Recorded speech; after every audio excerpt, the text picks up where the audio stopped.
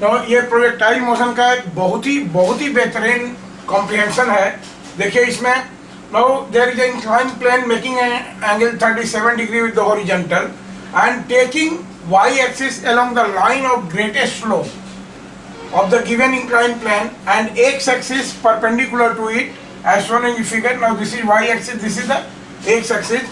A body is projected along the inclined plane with velocity 10 meter per second, with speed 10 meter per second you can say, at an angle of 53 degree with the x-axis from origin. Now taking g is equal to 10 meter per second square, right? The g is equal to 10 meter per second square. So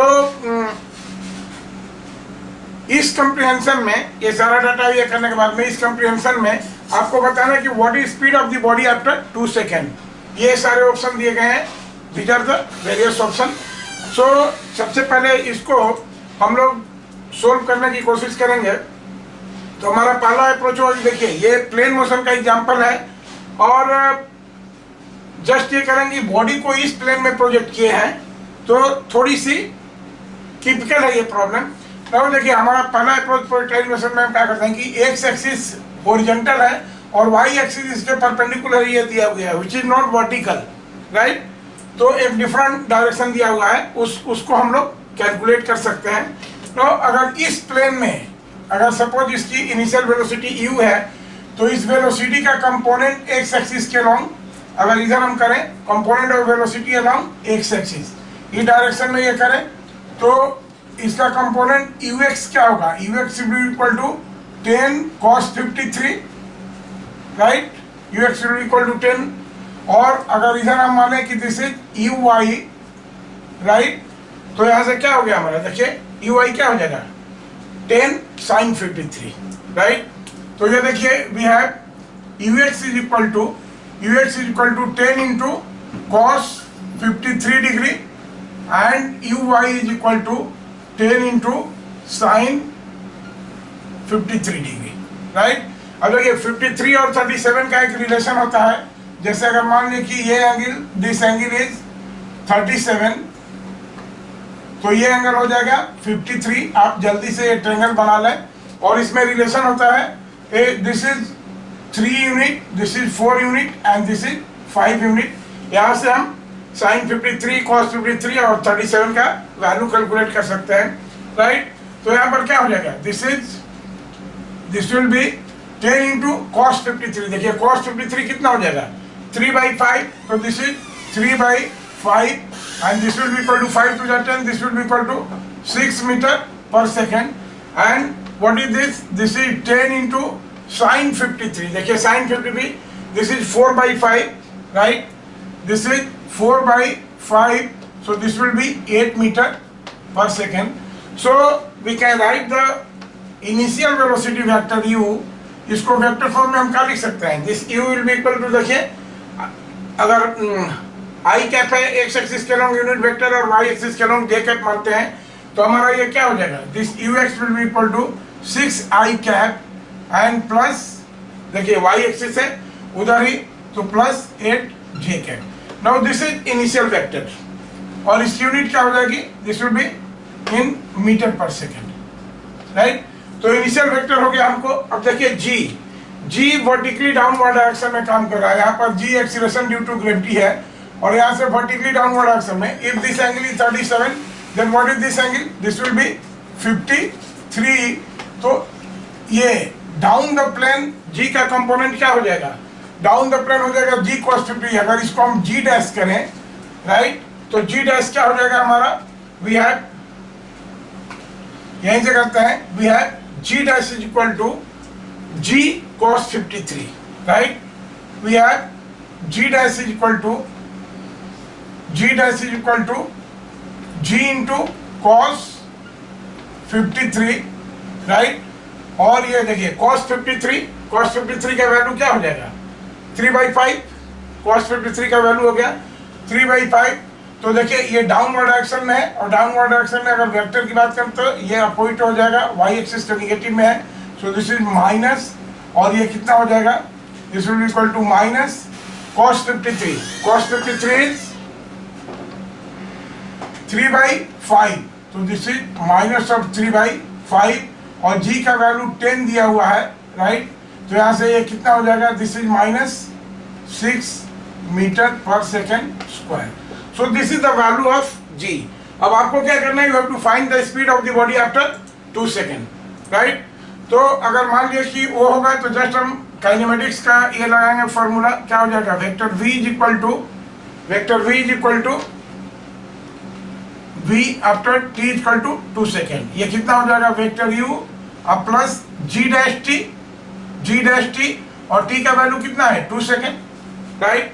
और इसको अगर हम vector form में ये कर दें तो u का वैल्यू कितना है 6i cap plus 8j cap and plus g dash का वैल्यू देखिए यहाँ से है -6, तो दिस इज ये कितना हो जाएगा, g डैश का वैल्यू यहाँ से -6 मीटर करेंगे तो this will B plus -6 into 2, तो ये कितना हो जाएगा -12 j cap kilo, right. So this will B कितनी हो जाएगी, इसका वैल्यू कितना हो जाएगा 8 - 12 -4 से, तो this is 6i cap -4j cap, 6i cap -4j cap. और इसको अगर हम इसका अगर स्केलर फॉर्म में लें तो what is magnitude of v क्या हो जाएगा, magnitude of v is 6 square plus 4 square, right. तो 36 plus 16 and this will be under root 52, so this can be written as 2 root 13 meter per second, and this will be the 2 root 13 meter per second, and therefore this will be the correct option in option D, right। now इस comprehension का next part है हमारा, इस comprehension का इसी comprehension को अगर हम continue करेंगे तो next part क्वेश्चन के रूप में हम दे दे रहे हैं आपको कि velocity of the body when it crosses X axis. You have to find the velocity of the body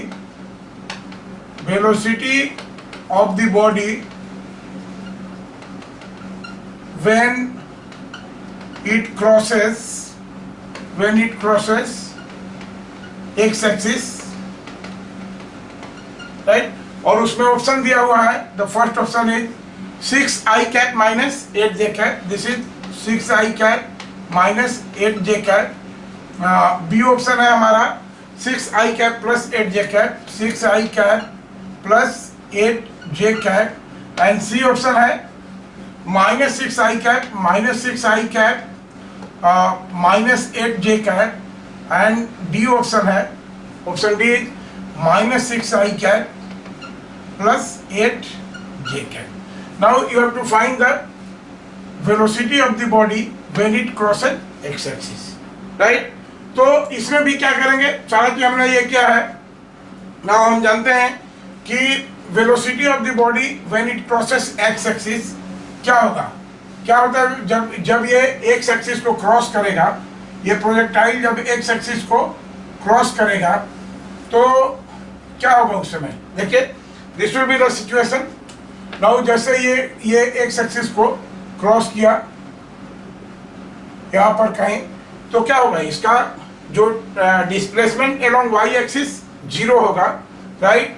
और डिस्प्लेसमेंट अलोंग वाई एक्सिस, अगर हम वाई की बात करें, डिस्प्लेसमेंट अलोंग वाई एक्सिस, तो वाई कितना हो जाएगा, Y will be equal to how much, ut, right. Y will be equal to ut। और देखिए वाई एक्सिस के अलोंग इसका कंपोनेंट कितना आया, ui कितना आया हुआ है, देखिए ui का वैल्यू आया है 8j cap, so this is 8t, मानते हैं कि let it crosses X axis after time t, तो this is 8t minus half, Y axis के अपोजिट में g है, तो कितना हो जाएगा 6 इंटू टी स्क्वायर। नाउ ये हम जानते हैं कि when it crosses X axis it's Y coordinate will be 0, right. तो इसको हमने 0 कर दिया, displacement along Y axis will be 0 and this part will be 0, right. अब इसको सॉल्व करेंगे तो दिस विल गिव, देखिए ये 3 हो गया, सो दिस विल गिव, इधर आते हैं तो 3t square minus 8t will be equal to 0, और यहाँ से अगर t कॉमन लेते हैं तो this will be 3t minus 8 will be equal to 0 and this will give t is equal to, यहाँ से हमको मिल जाएगा t इज इक्वल टू कितना, देखिए एक t इज इक्वल टू 0 मिल रहा है जो इनिशियली केस है यहाँ पर का, और दूसरा हो गया t is equal to 8/3 second, right, t is equal to 8/3 second.